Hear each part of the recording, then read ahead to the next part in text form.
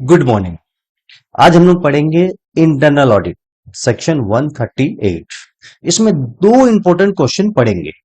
ठीक है, एक क्वेश्चन होगा कि इंटरनल ऑडिट किस कंपनी को कराना है, मतलब किस कंपनी के लिए ये प्रोविजन मैंडेटरी है। ठीक है, दूसरा है इंटरनल ऑडिट करेगा कौन। ठीक है, तो दो इंपॉर्टेंट क्वेश्चन बनते हैं इससे।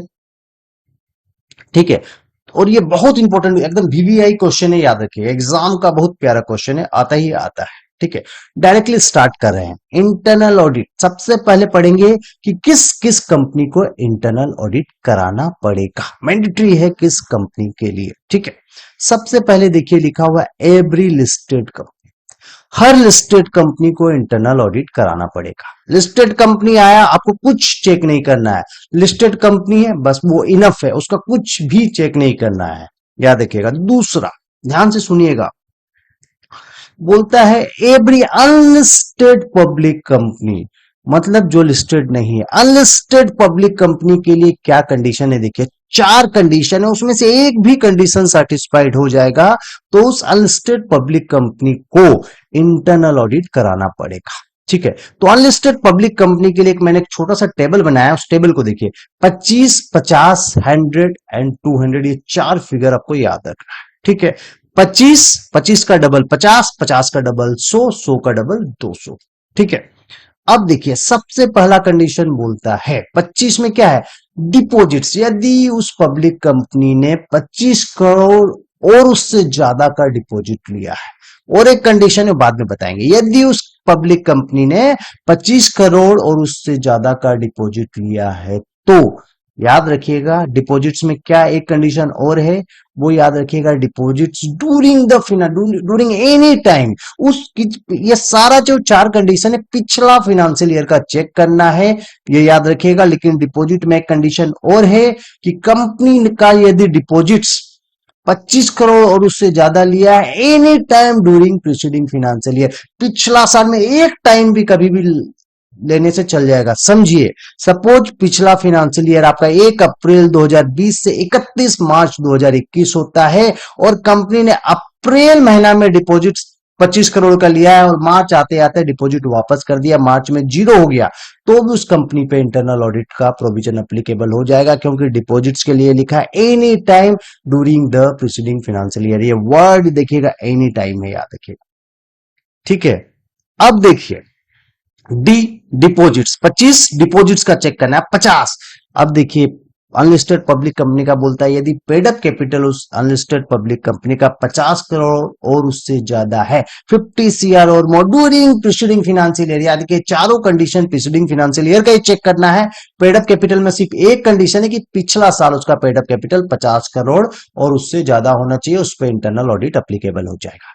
दूसरा डिपॉजिट्स का हम बताएं, इसमें दो कंडीशन है, पिछला साल का चेक नहीं करना है, याद रखिएगा any time during the preceding year, any time हो जाएगा 25 करोड़ और उससे ज्यादा, तब भी उस पर डिपॉजिट, तब भी इंटरनल ऑडिट का प्रोविजन एप्लीकेबल हो जाएगा। तीसरा बोलता है देखिए 100 में बोलता है यदि आउटस्टैंडिंग लोन और बोरिंग, यदि कंपनी का आउटस्टैंडिंग लोन और बोरिंग फ्रॉम बैंक और फाइनेंशियल इंस्टीट्यूशन से लोन बोरो किया, यदि बैंक से 100 करोड़ का लोन बोरो किया है, एक्सीडिंग है, याद रखिएगा यहां नॉट 100 करोड़, एक्सीडिंग 100 करोड़ लिखा हुआ है, याद रखिए।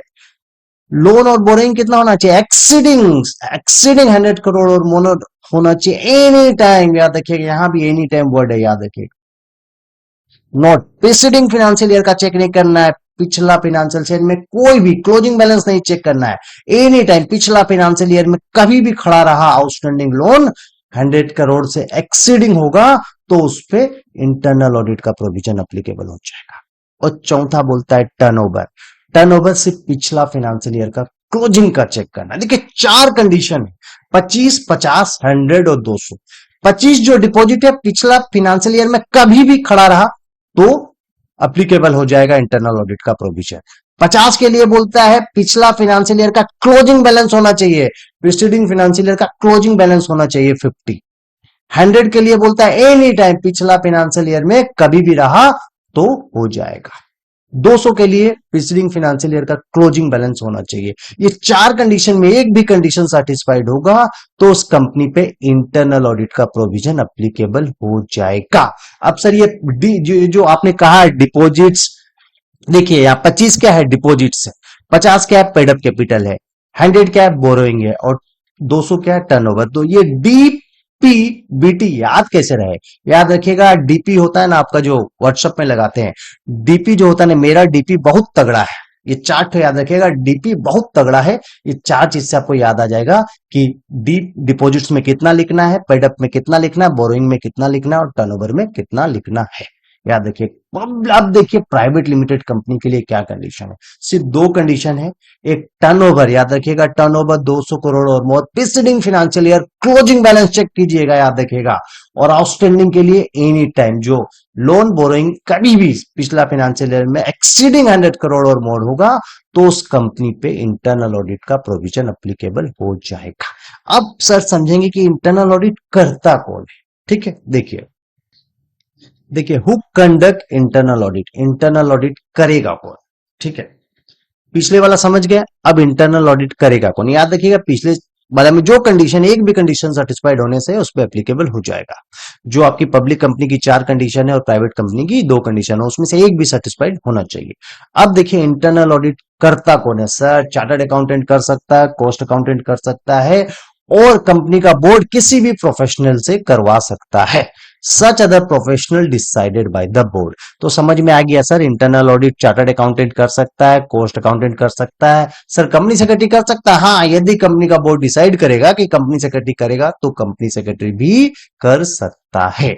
याद रखिएगा इंटरनल ऑडिटर कंपनी का एम्प्लॉय भी हो सकता है, नहीं भी हो सकता है, इसलिए नॉट स्पेसिफिक नोट में मैंने लिखा है इंटरनल ऑडिटर में और may not be the employee of the company. और एक तो चीज याद रखिएगा, इंटरनल ऑडिट के लिए कोई स्पेसिफिक फॉर्म नहीं है, जैसे कॉस्ट ऑडिट के लिए सीआरए फॉर्म है, सेक्रेटरियल ऑडिट के लिए एमआर फॉर्म है, इंटरनल ऑडिट के लिए कोई स्पेसिफिक फॉर्म नहीं है, ठीक है।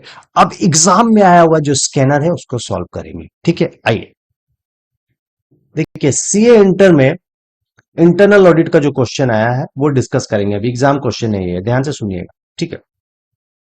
बोलता है KSR limited an unlisted public company, limited है मतलब ये पब्लिक कंपनी है, तो KSR बोल के एक अनलिस्टेड पब्लिक कंपनी थी, उसके ऊपर अपने को बताना है कि इंटरनल ऑडिट एप्लीकेबल होगा या नहीं होगा, कंपनी को इंटरनल ऑडिटर रखना पड़ेगा या नहीं होगा।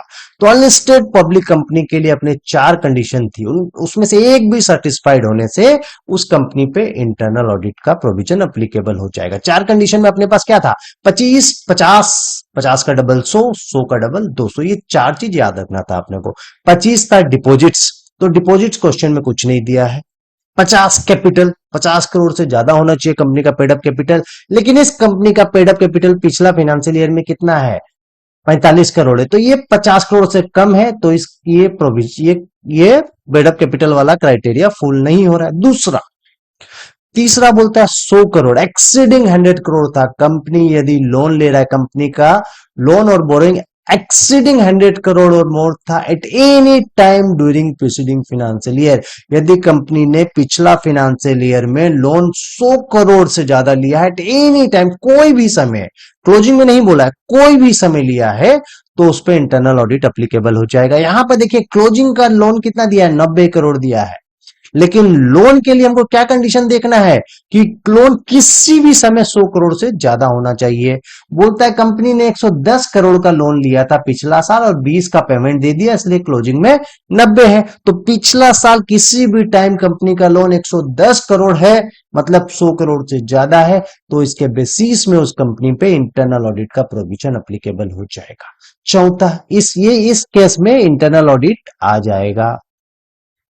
चौथा बोलता है टर्नओवर 200 करोड़ से ज्यादा होना चाहिए, टर्नओवर यहाँ 175 करोड़ है, तो ये कंडीशन सेटिस्फाइड नहीं हो रहा, तो एक ही कंडीशन सेटिस्फाइड हो रही है, वो चारों में से एक भी सेटिस्फाइड होने से उस कंपनी पे इंटरनल ऑडिट का प्रोविजन एप्लीकेबल हो जाएगा।